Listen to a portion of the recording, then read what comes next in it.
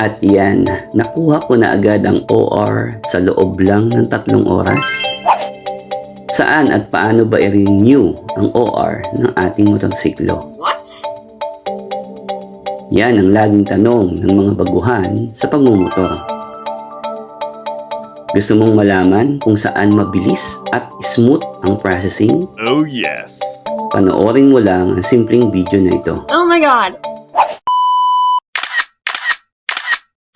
Wow.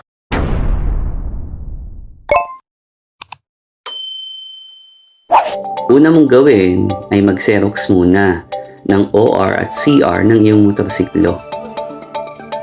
Let's go to LTO San Mateo One Stop Shop. After 10 minutes, nasa LTO San Mateo One Stop Shop na po tayo. Along General Luna Avenue, bandang kanan sa Caltex Gas Station.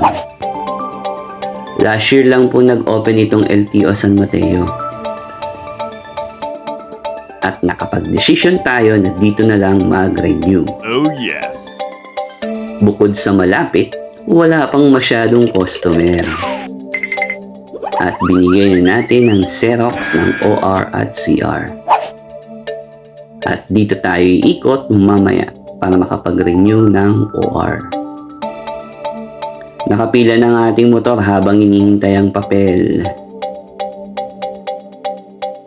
Binigay na ang ating papel at pwede nang bayaran sa cashier. Lakad lang ng konti papunta dito. At dito tayo magbabayad ng emission testing at insurance. At yan, nakakuha na tayo ng stub number. Wow.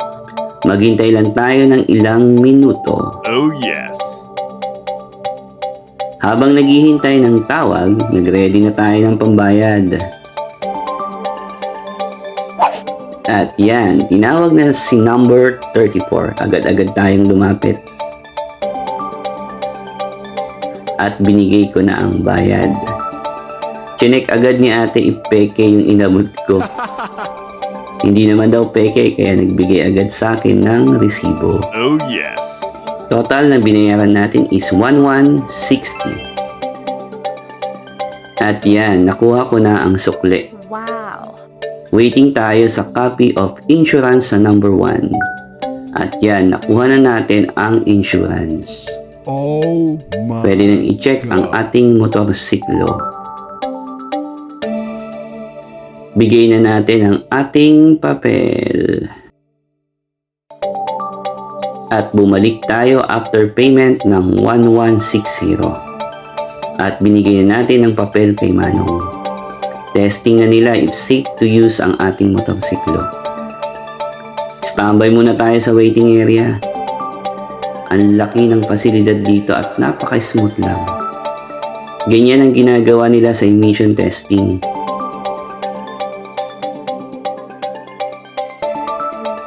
Sunod na ang ating motorsiklo.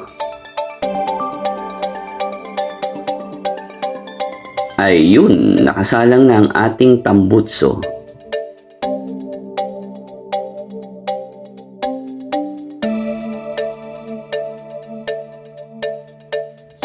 Chinek nila ang signal light, pati ilaw sa harap at likod if gumagana. Waiting sa pag-ikot ng gulong sa likod. At yan, pinaikot na ang gulong sa likod.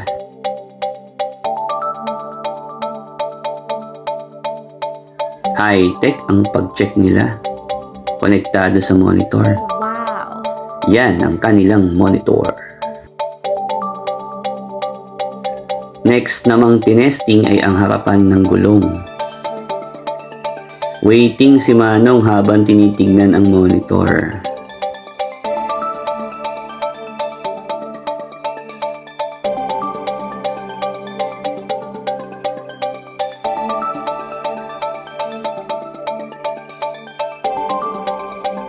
At yan, umikot na ang harap ng gulong.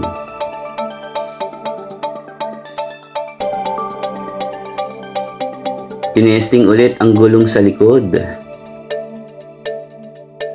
At yan, okay na, nilabas na ni Manong. Binigay na din sa akin ang papel. Patunay na pasado na ang ating motorsiklo. At yan, punta na tayo sa LTO para ma-renew ang ating OR. Pasok na tayo. Pagpasok, inassist tayo agad ni Manong Guard. At nilagay niya sa number 4 ang ating papel. Hintayin daw nating tawagin ang ating pangalan sa counter 9. At yan, hintay lang tayo dito sa waiting area. At madami din kaming naghihintay. At yan, tinawag na ang ating pangalan. Bali, ang total daw na babayaran natin ay 383 points at nag-abot ako ng 1K. Keep the change, sabi ko, pero sinuklihan pa din ako. Joke. At yan, nakuha na natin ang OR sa loob lang ng 3 oras. At lumabas na nga tayo para umuwi. Hanapin ko pa kung saan nilagay ni Manong yung motor. Sa ordinary bond paper po siya na print. At ang total na binayaran natin ay 1,543.50. Sana may natutunan ka sa simpleng video na ito. Baka pwedeng pa-like at share na din. Subscribe ka na din para updated ka sa next video na i-upload natin. Maraming salamat!